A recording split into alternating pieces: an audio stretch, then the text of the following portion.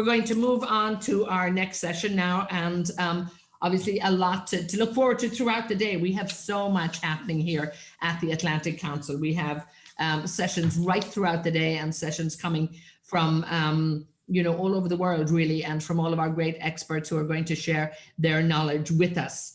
We have, of course, all of our audience out there. Please stay engaged. Make sure you get your questions in there and get your comments in there. And I now want to hand over on this session we're going to be looking at the Biden administration's energy and foreign policy agenda in the Middle East. Of course, we're really looking forward to later today when we'll be, I'm sure, great anticipation about what's going on in the US. And, you know, we'll, I think all eyes will be glued on that overnight. So we're going to be hoping that everybody will be with us early in the morning. But I'll hand over now, if I can, to Kirsten Fontenrose, who is the director of the Scowcroft Middle East Security Initiative with the Atlantic Council. So Kirsten, really looking forward to this panel with you shortly. Thank you, Etna. It's wonderful to be here.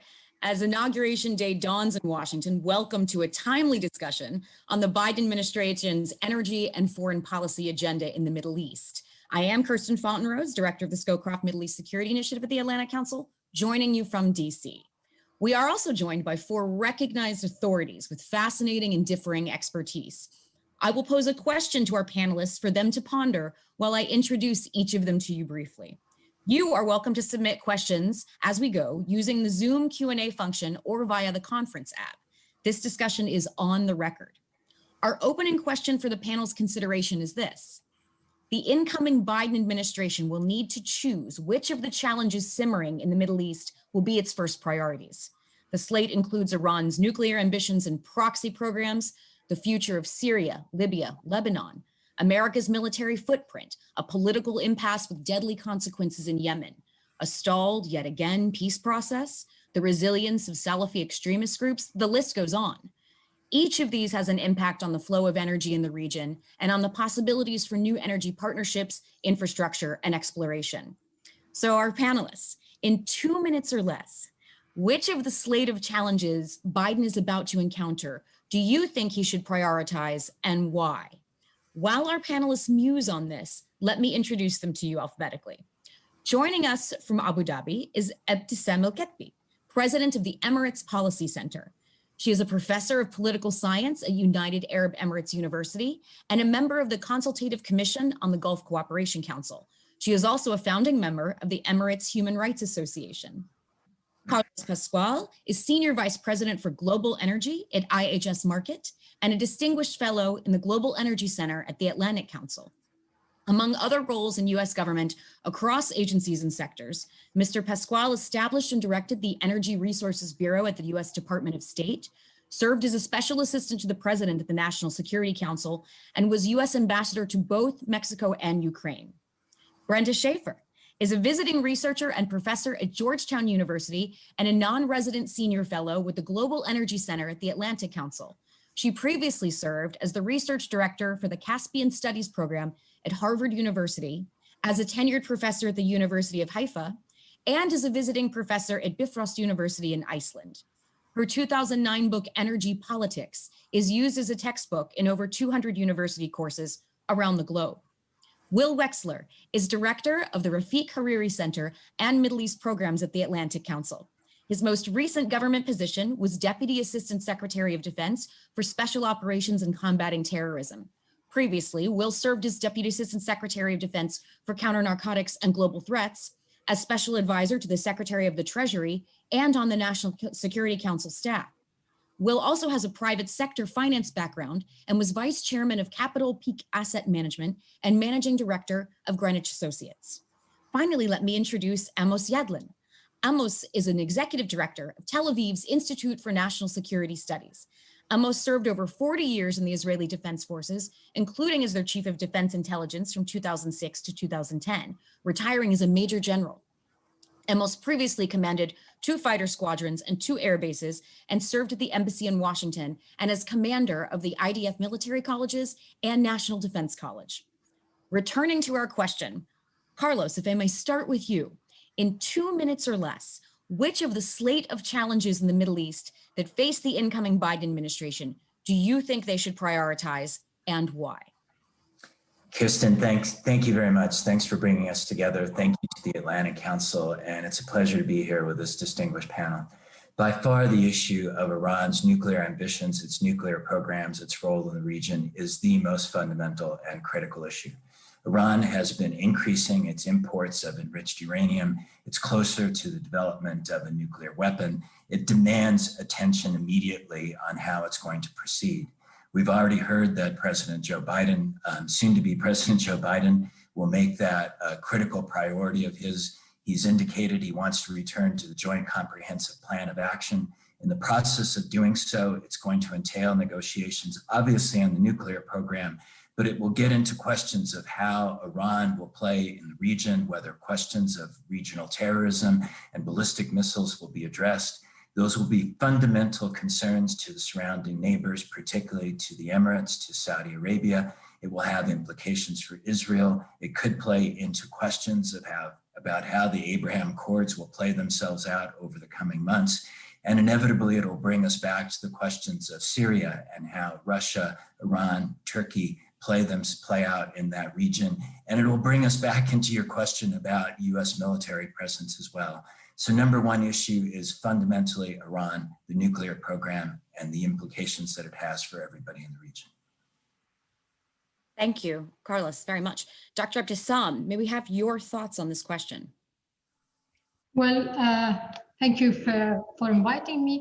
I agree with Carlos. I think Iran and its nuclear program and its ballistic missile, also its militias, its and its presence in Iraq and Yemen, mainly Hormuz and Al-Mandab.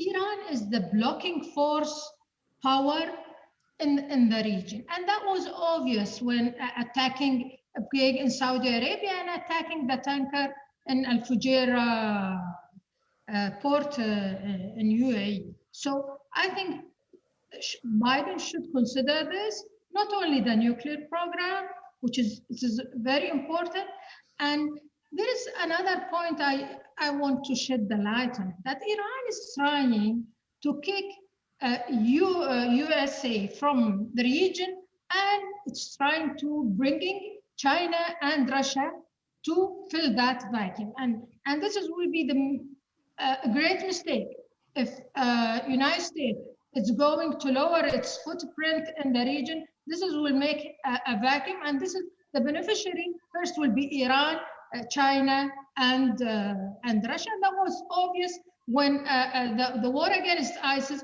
Who benefited from that? It was Iran. Then the Chinese took the Iraq field in oil field in Iraq.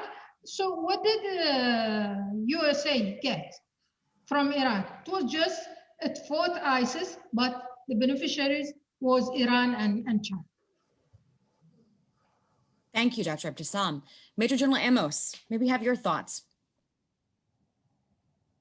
Yeah, I cannot agree more with Carlos and Ebtesam that Iran is the #1 issue. It is coming from the importance of the problem and the urgency of the problems. Biden administration will have a lot on his plate. A domestic issue, COVID-19, economy, racial tension, and foreign policy, China technology, China trade, China military, great power competitions, Russia, North Korea. The Middle East will not be in the 10th first priorities. However, Iran is forcing a crisis. It's forcing a nuclear crisis with breaching the agreement and going forward with their nuclear violation. And they are also very active in the region with threats to all the neighbors in the Gulf, in Syria, in Lebanon, in Iraq. So Iran is the #1, maybe the only one that need an urgent crisis management from the Biden administration. And there is a tension here.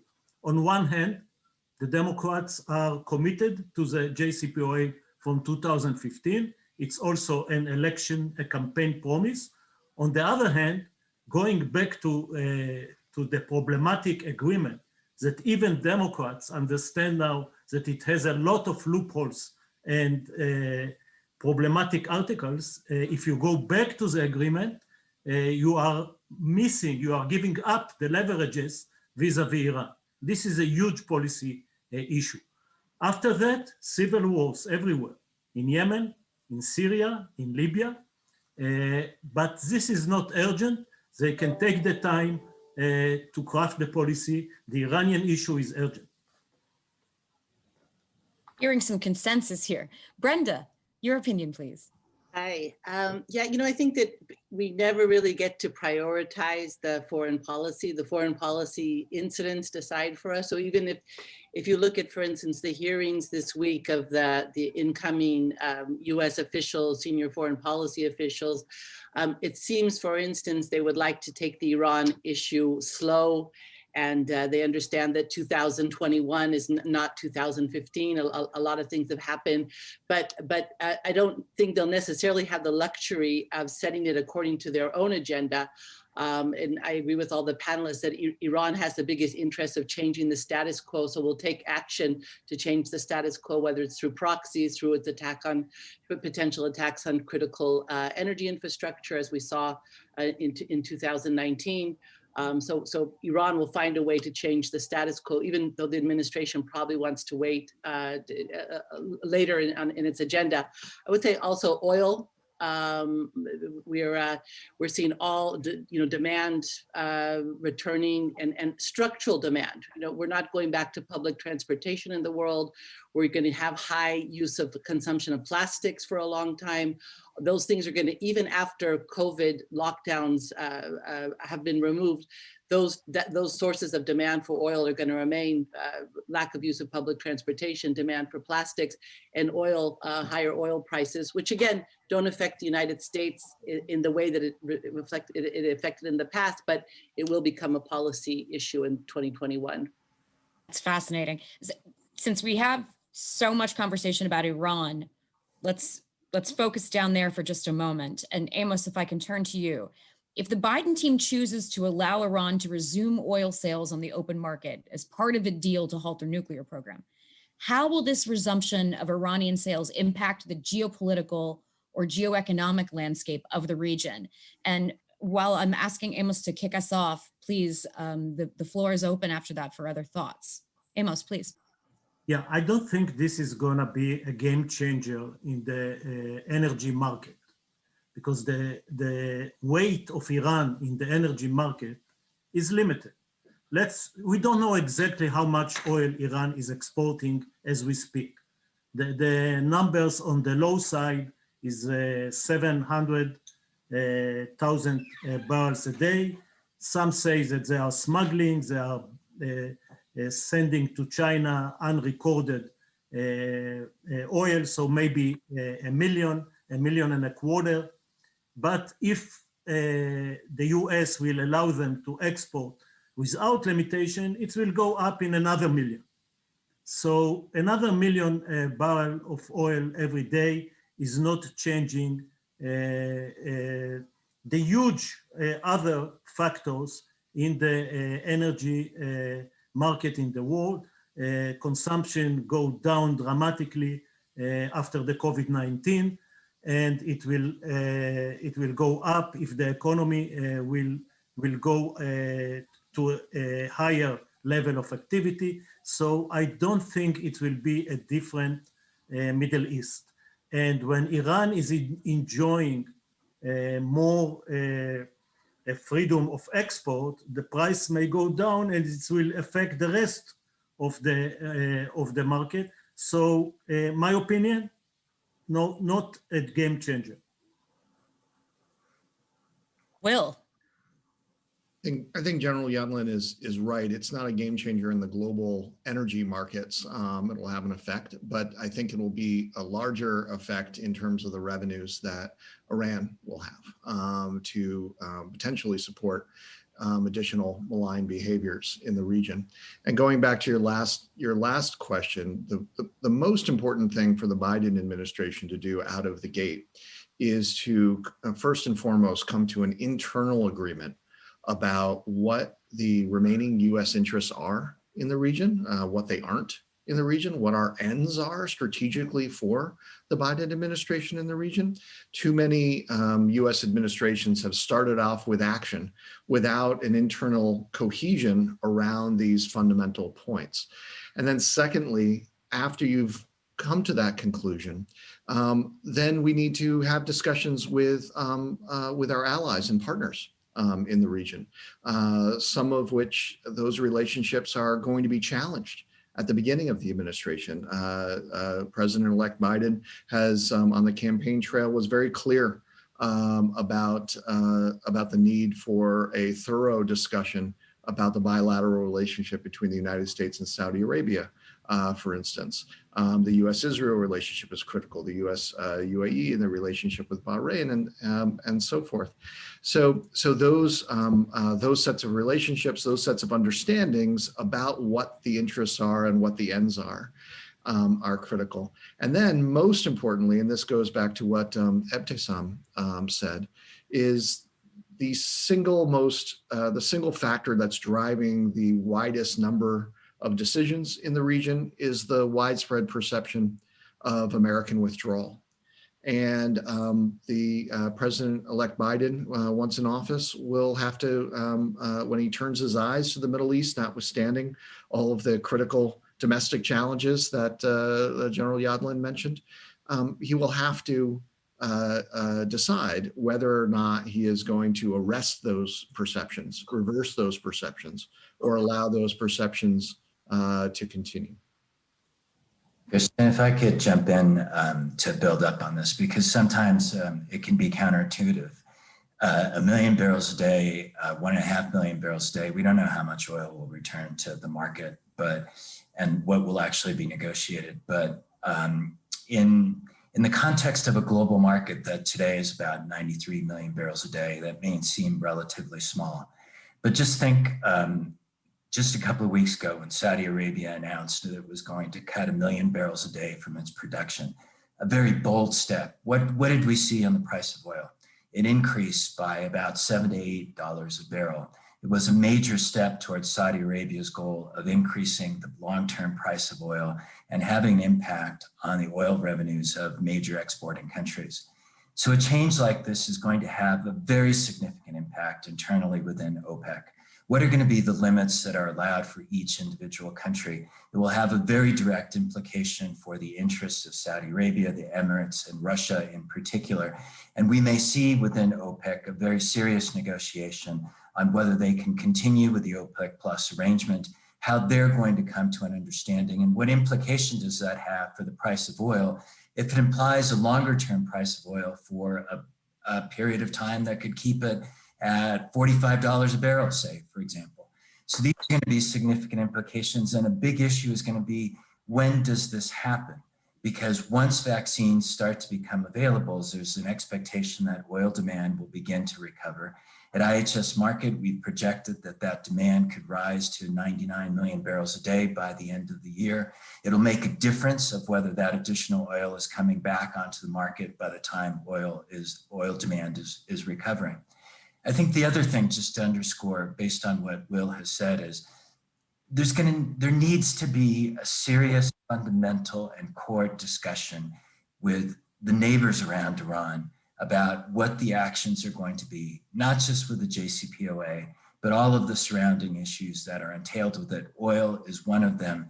But if one travels around the region, what one consistently hears is that when the JCPOA was negotiated, there was not enough consultation with each of the neighbors to understand their concerns, to take them into account, and to turn them into a concrete set of actions and plans that will be taken in conjunction with the negotiation of the nuclear elements of the accord. And this issue that you pose around oil is just one example of that. It indicates the far-reaching implications that the agreement is going to have. As Will has indicated, it's going to have an implication about the U.S. military presence on the ground. It's going to have an implication for neighboring states. And so I think it just reinforces and makes very clear this is an agreement with Iran that has to be negotiated, but it's an agreement that has to have a foundational support in the region based on consultations with people in the region, with countries in the region, and how it will affect them both economically and from a security perspective. If I could jump in here, I think that even without negotiations for a new Iran deal and without conclusion, it'll be clear to Iran that there's going to be a lot less appetite for policing. So I think we're going to see a lot more release of oil to the market, regardless of an agreement, because a sense that the administration is going to clamp down hard on violations of the current sanctions. Excellent point. Let's stay in the neighborhood for a bit. Let's go back to a point Will made about the Biden team's reassessment of the relationship with Saudi Arabia. So sort of the flip side of this Iran conversation. We also understand that Biden will probably be less involved in OPEC plus deliberations than the Trump administration was. So if I can start with Amos and Ebtesam, how would you advise the Biden team to think about Saudi Arabia in terms of the energy discussion, in terms of US interests, in terms of regional interests, in terms of global interests? What would you tell them? Understanding what you understand about the difficulties in the American-Saudi relationship has experienced in the last few years, what would your advice be to a Biden administration? Ebtesam, you take it first. Okay, I will. Well, Christine, there is two things. It's how Biden view or perception towards Saudi leader, and there's the other level, Saudi as a country and as a weight in the region. And I think if Biden is going to look at what is the weight of the Saudi in the geopolitical of the Gulf region and the Arab world, should take in consideration that, I mean, the interests of U.S., they need either, if you, as I said, you are trying to counter the Chinese, okay? Now the Saudi has a good relationship with the Chinese. So if you are going to push them to that edge, so you don't have a space for yourself. So, and at the end of the day, it's what's matter in the international relation is the interest, okay? Now, if you are taking the human rights issue, this is kind of a hypocrisy, because Iran is awful in that matter, and there are many countries in that. So if U.S. should concentrate on it, and if you are going to counter Iran and its way and its regional activities in the region, I think you have to take Biden administration has to take in its consideration that they need the Saudi, they need them in terms of security, military, they need them for also cooperation in terms of energy. If they are going to moving to the energy transition, they cannot do it without the Saudi. Being Saudi is a big producer in this context. Okay, I will continue from where Ebtesam ended. I think Saudi Arabia is an ally of the United States. And the first thing that the Biden administration should make some assurance to the allies of the United States that he continues to cooperate against the common threats. And the common threats are Iran and its proxies, and the jihadists, Al-Qaeda, ISIS, they haven't gone away. So first, I think the new administration should, in a way, ease the concern that the US is disengaging from the Middle East and leaving its allies alone. So this is the first dimension. The second dimension is let's do an effort to end the war in Yemen, because the war in Yemen is unfortunately led to humanitarian disaster, a huge disaster, and make all the effort to go forward and try to solve at least the humanitarian, if you can't solve the political and the military conflict. Third, encourage the internal reform in Saudi Arabia, the forgotten plan of 2030 to create a modern, not oil-related economy in Saudi Arabia. Number 4 is encourage Saudi Arabia to join the UAE and Bahrain and Sudan and Morocco in the process of normalization with Israel, which is important. I think it was on the way, and then when the Saudis saw that there is another administration, they waited. They took a time out until the new administration will come, so they will use this card vis-a-vis the new administration since the Trump is on his way out. Last but not least, have a conversation on human rights. It is important, it's part of the Biden agenda and the American values, but put it in the context of everything I've said before. Very thorough, thank you. I would open this up to some of the Americans, but I'm actually not going to. We're going to move on to another topic because I want to get to, I think it's actually quite useful to have had that coming from our Arab experts and our Israeli experts. I hope some Biden folks are listening to what the region is sharing with us. Brenda, I'm going to pose this to you first, and then again, please others feel free to jump in. Do you think there are any repercussions, good or bad, on both regional security and on energy trade from the recent quasi-resolution of the Gulf Rift? Yeah, well, yes. I mean, of course, this creates a lot of options in the region for different trade flows. For you know, I don't believe in peace pipelines. I don't think that energy trade creates peace or an incentive for peace, but when you have peace, it certainly creates more opportunities.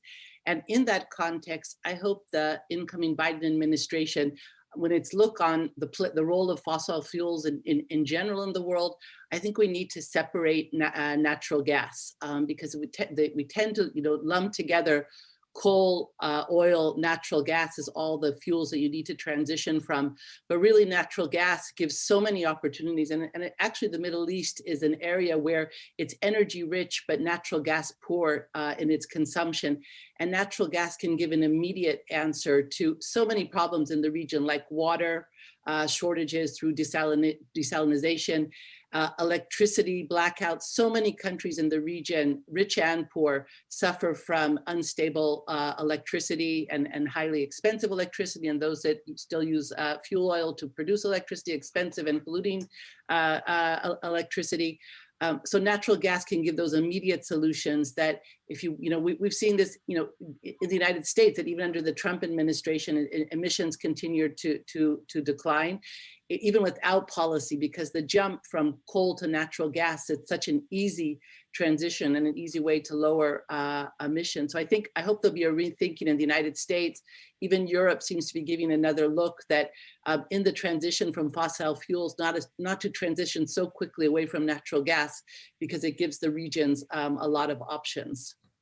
Thank you. Carlos, can we get your thoughts on what the resolution of the rift might mean for the region in terms of energy trade and in terms of regional security?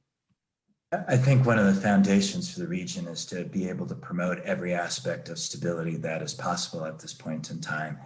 With the withdrawal of the American presence in the Middle East, it's created this question of who can be the arbiter for stability at a point in time when there is so much uncertainty as what might happen, as we started with Iran, with what's happening in Syria and the tension and the devastation that's been created there, and what happens with that balance of terror that exists between the Assad regime, Russia, Turkey, and Iran.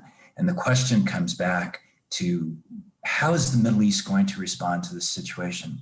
And the recent developments with Qatar give us an indication that there's a potential for the Middle East to come back together to create a greater foundation for stability that is a good implication for the entire region to be able to undertake and be able to move through some of the important issues that it's going to have to manage going forward.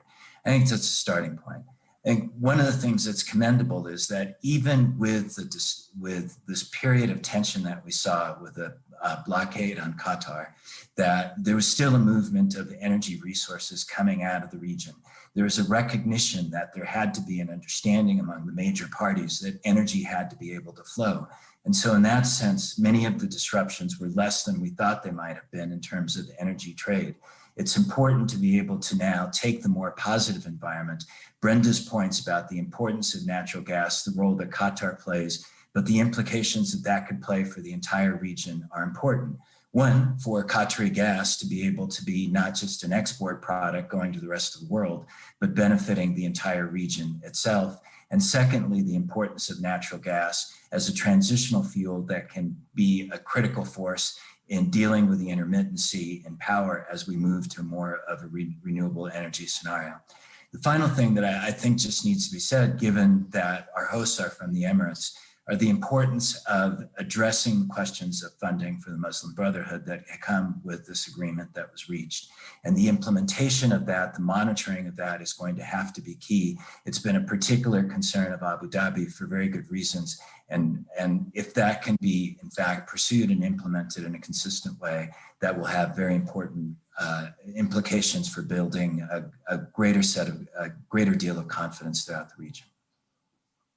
Ebtesam, can we pull you in here? Do you believe, understanding the reliance that Dubai specifically has on Qatari natural gas, do you feel that the resolution of the rift contributes to greater stability or security of markets and people in the Emirates? Well, I think it's not related only to Emirates, but I think for all GCC and for GCC Council as an organization, but you have also to understand that was also some disruption in terms of what is supporting the non-state actors like Muslim Brotherhood, like other terrorist groups, was also disrupting kind of stability, political stability, and also economic stability in the region. Of course, I mean, the Qatari was obliged to go to Iran, and that was an open window for Iran to get more resources in terms, because they are paying for them for that. But I think U.S. interest was not disrupted by that rift, because in terms of its military base, in terms of gas supply, that was going fine. But the problem was between the two countries, the trade, the airlines, those things.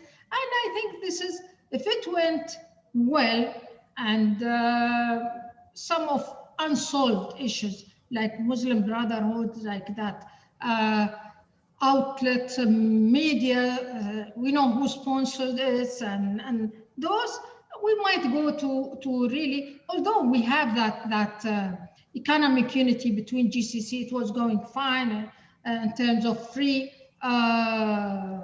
trade. So we might be going in that direction. Amos, would you like to pipe in with any thoughts on the Gulf Rift or its resolution in terms of the impact on how Israel feels in the region? Yeah, I think we should start with the four camps that we have in the Middle East, or the four axes of political and ideological powers. You have the Iranian radical axis, Iran, the Shia in Iraq, the Syrian regime, Hezbollah. We have the jihadist, Al-Qaeda, ISIS. This is two very hostile camps. And there is the Muslim Brotherhood, political Islam camp, Turkey, Qatar, the Muslim Brotherhood in Egypt, Hamas, which are less hostile because they are not using usually military power, but they're using soft power. But in a way, they are also potential allies of the United States. Turkey is part of NATO. Qatar has a huge military presence of the US forces. And we have the pragmatic countries, pro-Western countries like Saudi, UAE, Egypt, Jordan, Israel.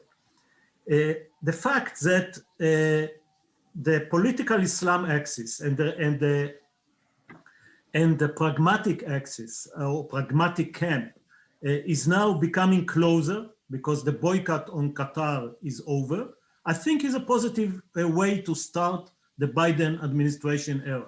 It's give Biden administration, the American, a possibility to be friendly or to have a dialogue with its allies, how to cope with the other two very problematic camps or axes. From Israeli point of view, it's also gives Israel, it's take Israel from the horn of the dilemma to choose between UAE and Qatar, Turkey or Egypt. The fact that these two group of countries are coming together give Israel more leeway and opportunities to have good relation with both camps. Thank you so much. Will, turning to you, you're welcome to comment on this question because I know talking to you frequently, you have quite a bit to contribute, but I also want to pose this a new question to you coming in from the audience. What do you anticipate will be the Biden-Harris approach to the Netanyahu government? Will they press on settlements? Will they press on social reforms, on human rights? Should we expect a harder line from this administration toward Israel in terms of your expectations? I think that one of the really great things about Joe Biden becoming president is that he has decades of strong commitment to Israel and to the U.S.-Israel relationship. It goes without question for anybody who understands his background and what he's done throughout his career. I think that at the same time, that means that the normal sort of arc of the relationship between the United States and Israel with a new president, where the first number of months are about getting to know each other, will be accelerated in this case. Joe knows Bibi and Bibi knows Joe, and they have known each other for a long period of time. So we can skip that part of the growth of the relationship. I think there will be a focus on the Israeli-Palestinian challenges, but I don't think that focus will take the exact same form that we've seen previously. I think there's a widespread understanding in Washington that the last four presidents in very different ways have sought a holistic, comprehensive solution to that problem. And the last four presidents have all failed. A fifth attempt is probably not likely to have a different outcome. That said, there will be marked differences between the approach of a Biden-Harris administration and the Trump-Pence administration, in that there will be more of an interest to look at ways to alleviate specific areas of Palestinian suffering. There will be more of an interest in keeping the lines of communication open. And most importantly, there will be an interest in ensuring that neither side takes any steps that will in the future preclude the potential for a two-state solution. That although the potential for such a holistic solution right now might not be very high, it will be again in the future, and we need to make sure that we don't do things that cut off those possibilities. So, and then the last thing that I would just add is that the security relationship will be the backbone of the U.S.-Israel relationship. It needs to be, and that will. I see no reason why that won't continue to flourish under a Biden administration. Let's stay in the Mediterranean for a moment, and Brenda, if I can turn to you. What approach would you advise the Biden administration to take in weighing the different geopolitical energy interests of the U.S. in the Eastern Mediterranean? Should this be part of the Eastern Med Energy Forum? What are the U.S. interests in the energy politics of that region? Thank you. You know, actually, almost every region arena we've discussed, whether it's Iran, Russia, the Greater Middle East, Southern Europe, America's position, stance, power could be improved through improved relationships, improved relations with Turkey. It's pivotal, and of course, as Carlos mentioned, the return of Qatar normalization with its neighbors, that also creates more opportunity for normalization with Turkey between the Gulf states. But the U.S. is, I think for the past 3 administrations, throughout the Obama administration, through the Trump administration, has sort of muddled through with Turkey, but never taken the fundamental stance. We have to figure out how to fix this. It's really essential for every U.S. interest, and I think that one of the things lacking in the Eastern Med, if you contrast, for instance, U.S. administrations, again, under the Obama and Trump administrations, have been very good at being, a neutral arbitrator, for instance, in Lebanon, Israel, maritime delimitation. And anyone who, when you deal with maritime delimitation, that law of the sea, which even the U.S. and Israel are not even signatories to, but always mention it, doesn't provide easy answers, especially in the Eastern Mediterranean, which is more geographically more like a lake than a sea. And you have 37 competing, even by visions of law of the sea, of 37 competing sovereignties. So instead of the US saying, oh, well, this is, let's say, Greek Cyprus territory, and Turkey is changing the status quo, it's clear that there's really no clear answer from maritime law. And the US should be a neutral arbitrator here. And the last thing, the Eastern Mediterranean is a basin full of US allies. And what do we have is US allies fighting each other. The only beneficiary of this is Russia. And part of being a superpower is not only having power over your adversaries, it's actually managing your allies. And I hope in the incoming administration, they'll manage their allies in the East Med a lot better, which will benefit the US and will be negative for Russia. Fantastic point. Amos, do you want to weigh in there? Your opinion on the US involvement in the Eastern Med? Be more involved, be less involved? Where would you like to see the US figure into that equation? Yeah, I think as I noted before, there will be so much on their plan. So the Eastern Med is a problem, but it's not will be urgent because the US in a way is in a big dilemma. On one hand, Turkey is a negative force basically all over the place, vis-a-vis the Kurds in Syria, Eastern Med, Cyprus, Greece, and so on and so forth. On the other hand, it's an American ally. It's a member of NATO. You don't want to push them to the Russians, to the Iranians. So it's a tough policy issue. I think Biden will be with more capabilities to put Turkey into accountability to its behavior. Biden has a history of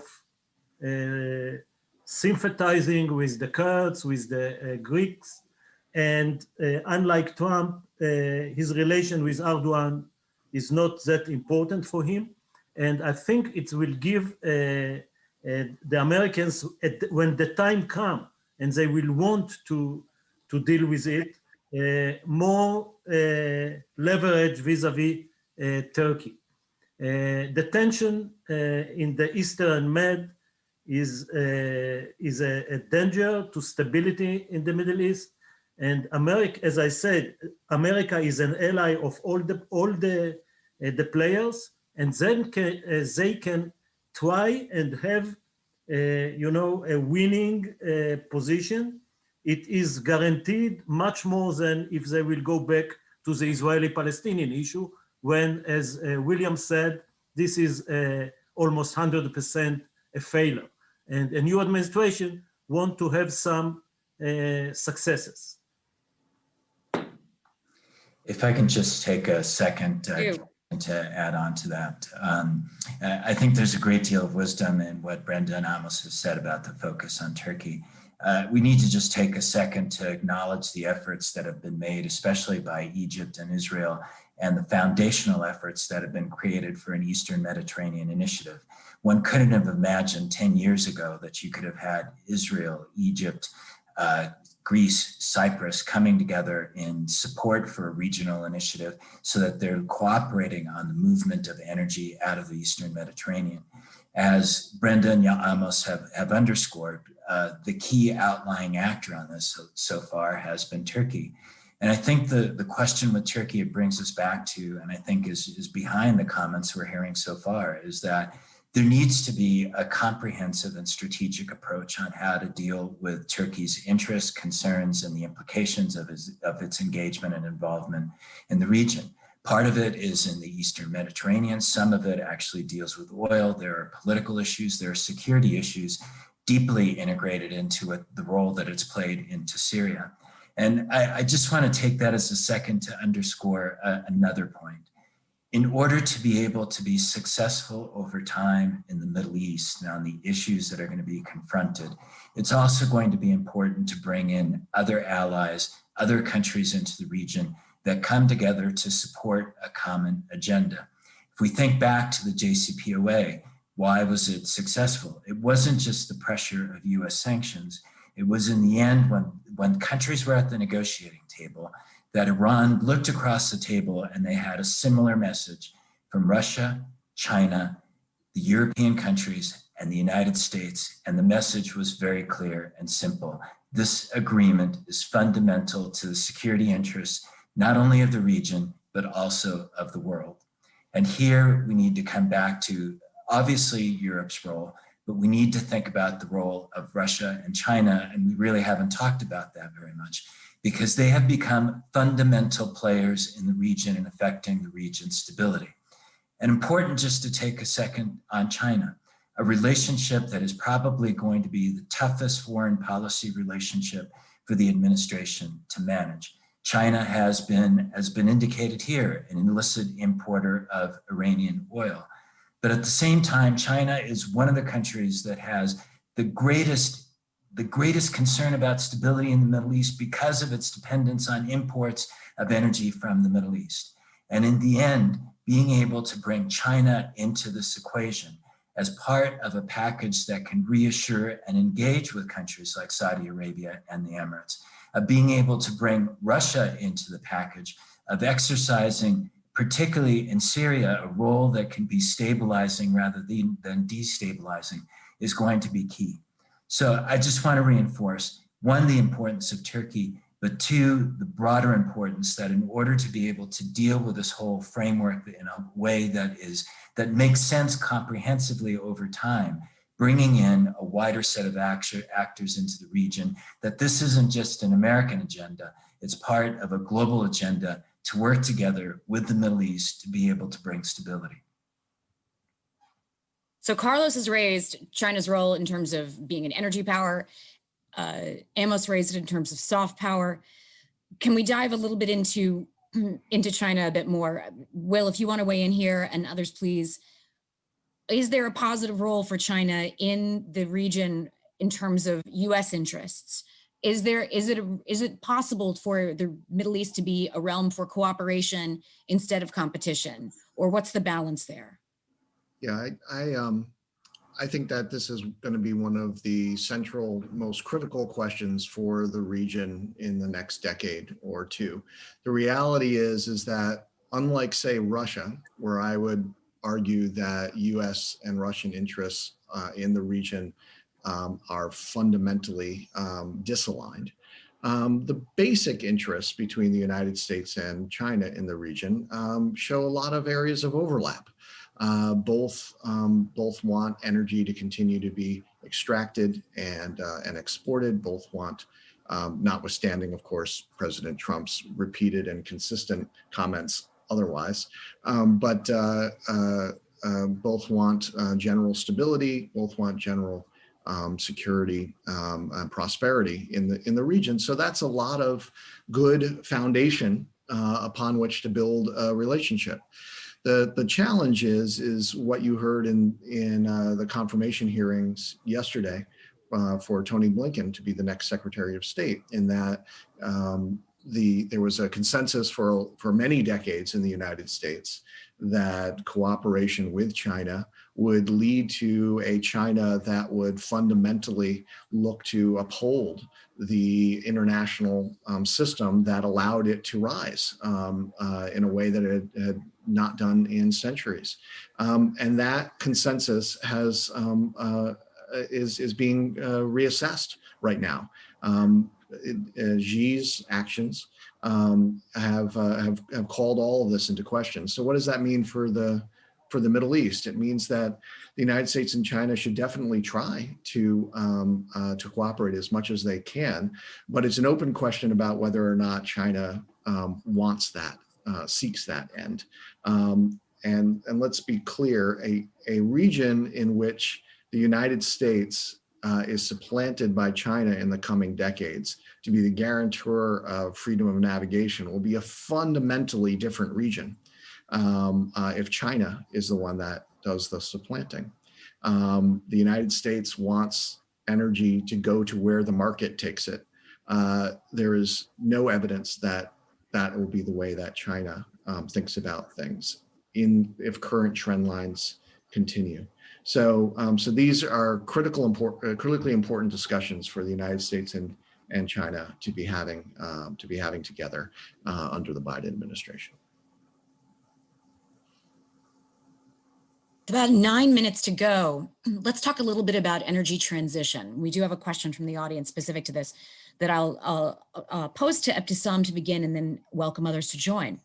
As the world shifts away from oil and gas, what will the geopolitical implications be for the Middle East, particularly countries that rely almost primarily on oil like Kuwait for revenue, and for the rest of the GCC? What do you think energy transition is going to mean geopolitically in terms of GCC's power as a bloc and as individual nations, and with regard to competition with great powers? Well, I will raise a point, and I might be provocative for. The US is an oil-producing country, but not an OPEC member. It is important that it becomes a member in this organization to take a part in overseeing oil market in general, instead of consistently protesting over production and prices. So if we are talking about the other powers, so Washington should be decisive on this role. It cannot ask OPEC reduce production while it does not reduce its own. The US should be a partner which will improve dialogue on energy transition. Gulf countries should be a partner with a seat in this dialogue instead of just being only taking instruction, because they are oil producing and consuming countries at the same time. They have experience in transition from traditional to modern methods in terms of energy production. Their point of view should be taken into consideration on energy transition. There should be a framework for this dialogue and how to shift from energy transition to energy sustainability. Now, regarding other countries, now we have to bear in mind that there are those whom they have and those whom they have not, such like Iraq. How should countries that have oil as the only source of income be taken into consideration? If the GCC have some cushions like their sovereign funds, what does Iraq have? What does Algeria have?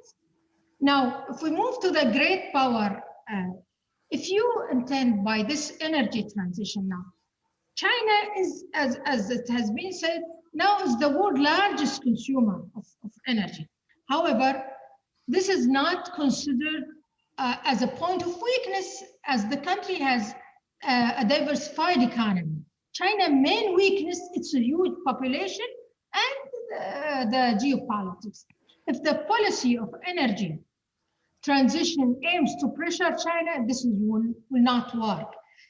Also, for Russia, the attempt to pressure Moscow through the policy of energy transition will work. By thus, this will lead to an unfavorable Russian reaction towards Europe, given Moscow the big and huge military. Therefore, I think it's better to establish a dialogue rather than to isolate this power in regard of energy transition. Thank you. If I can add, with your permission, Kirsten, I think the post-oil economy was one of the drivers that push to the normalization between the Gulf states and Israel. Beside concern about US disengaging and Iran is very threatening. But the fact that there is a state which has no oil from the very beginning, but were able to produce an economy with $40,000 per capita, $40,000 per capita, based on technology, based on innovation, based on advanced agriculture, based on advanced medicine, green energy. So Israel, in a way, can show the way how countries that one day will be without oil can be a prosperous countries. And Israel can look at Dubai and Abu Dhabi for what they have done in a way that they developed trade and international financial institutions. So you can live without oil if you are changing the basic parameters of your society and culture. And this is the challenge. And Kirsten, Point to consider. Oh, please, Carlos, yes. And no, it would just be an oversight if we had a discussion on energy transition regarding Abu Dhabi and the region, and didn't mention the Emirates itself and Abu Dhabi and its role. And Masdar has been a leader in the Middle East throughout the world and really driving processes of energy transition. The Emirates has actually set a strategy for 50-50 by 2050, so 50% non-carbon sources, 50% carbon by the year 2050. But they have demonstrated themselves to be one of the leading providers of solar and renewable energy power throughout the entire world, helping to develop some of the largest solar plants at the lowest possible cost everywhere we have seen. In Saudi Arabia, massive plans for solar development. In Israel, exactly as Amos has said, a real leader in renewable energy, but with the Abraham Accords, the ability to bring some of those technologies, particularly in batteries and autonomous vehicles, to other countries throughout the region. We've talked about the question of gas in Qatar, but let's think about that in the context of a GCC electric grid. If we can finally have that put into operation, and the ability to bring power through gas to countries throughout the region, and the opportunities that creates in electricity trade and the interconnection between gas and renewable energy throughout the region. Energy transition is not something that should scare the Middle East. The world is still going to consume oil for decades. The Middle East has some of the lowest cost, lowest carbon oil that we have in the world. But the Middle East should also recognize that it's demonstrated that it can be a leader in energy transition. And the relationship with Israel that's been created creates an even greater opportunity to bring some of those technologies and capabilities into a much wider spectrum of operation. If I can just jump in on that, Carlos and Amos are exactly correct. This is what I really hope that the Biden administration picked as one of the areas of continuity from the Trump administration. The Abraham Accords were a significant accomplishment. What needs to come now is two things. One, putting meat around the agreement, following up on the agreement with the improvements on energy, on water, on business-to-business relations, people-to-people relations, further on the security relations, and then also to expand the Abraham Accords. This is an economic and geopolitical shift in the region that in many respects should have happened a long time ago, but is happening now, and it's a real opportunity for the Biden administration. Great way to bring us home, Will. Thank you all so much. And you've escaped by the tyranny of time, my asking you for predictions since we were here on Inauguration Day. But many thanks to our audience for the excellent questions, and you can view the forum agenda on the Atlantic Council event app. And a sincere thank you to Amos, Ebtesam, Carlos, Brenda, and Will. Thank you so much for joining us. Thank you for those thought-provoking answers. I've taken copious notes myself. Hope to see you all later in the forum. And Edna, I'm passing it back over to you.